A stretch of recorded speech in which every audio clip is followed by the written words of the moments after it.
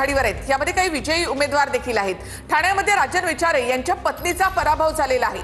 खासदारकी आमदारकीनंतर महापालिकेत देखील त्यांच्या पत्नीचा पराभव झालाय। राजन विचारेंच्या पत्नीचा पराभव ठाण्यामध्ये राजन विचारे यांच्या पत्नीचा पराभव ठाकरेंसाठी देखील ठाण्यामध्ये हा एक मोठा धक्का। खासदारकी आमदारकी नंतर राजन विचारे यांच्या पत्नीचा महापालिकेतही पराभव झालाय। शिंदेंनी ठाण्याचा आपला गड राखलेला दिसतोय। तिथे ज्या पद्धतीने आकडे समोर येत आहेत आणि आता तर आणखी एक बातमी येते, राजन विचारे यांच्या पत्नीचा देखील ठाण्यामध्ये पराभव झाल्याची बातमी। तर मुंबईमध्ये प्रभाग 190 मध्ये भाजपच्या शीतल गंभीर या आघाडीवर आहेत। तर माजी नगरसेविका आणि पुन्हा एकदा भाजपकडनं तिकीट मिळालेल्या शीतल गंभीर या प्रभाग क्रमांक 190 मधनं माहीममधनं आघाडीवरती आहेत भाजपच्या शीतल गंभीर। प्रभाग 153 मध्ये ठाकरेंच्या शिवसेनेच्या मीनाक्षी पाटणकर विजयी झालेल्या आहेत। मुंबईत प्रभाग क्रमांक 153 मध्ये ठाकरेंच्या शिवसेनेच्या मीनाक्षी पाटणकर विजयी झाल्याची मोठी बातमी। 153 चा निकाल हाती आलाय। ठाकरेंच्या शिवसेनेच्या मीनाक्षी पाटणकर तिथे विजयी झाले। तर ठाकरे बंधू 73 जागांवर मुंबईमध्ये आघाडीवर आहेत। दुसऱ्या क्रमांकावर आहेत उद्धव ठाकरे।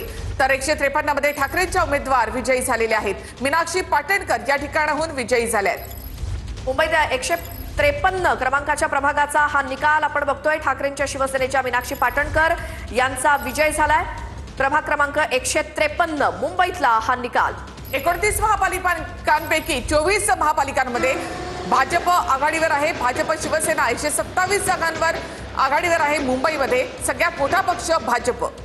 त्याच्या पाठोपाठ ठाकरे, मनसे आणि राष्ट्रवादी पवार गट 73 जागांवरती आघाडीवर। काँग्रेस आणि वंचित यांना 15 जागा असा हा निकाल मुंबईचा आतापर्यंतचा। तर इतरांना 11 जागा मिळाल्यात। यामध्ये 6 एमआयएमच्या उमेदवारांचा समावेश आहे। त्यानंतर एक मोठी बातमी येते, मुंबईमध्ये अद्यापही तब्बल 160 जागांचे निकाल येणं अद्याप बाकी आहे। त्यामुळे हे आकडे देखील बदलू शकतात। इतर अनेक पालिकांचं चित्र स्पष्ट झालं, मात्र मुंबईचं चित्र अद्यापही स्पष्ट झालेलं नाही। अद्यापही अनेक प्रभागांमध्ये मतमोजणी सुरू आहे। एकूण जागांपैकी निम्म्याहून जास्त जागांचे निकाल अद्यापही बाकी आहेत।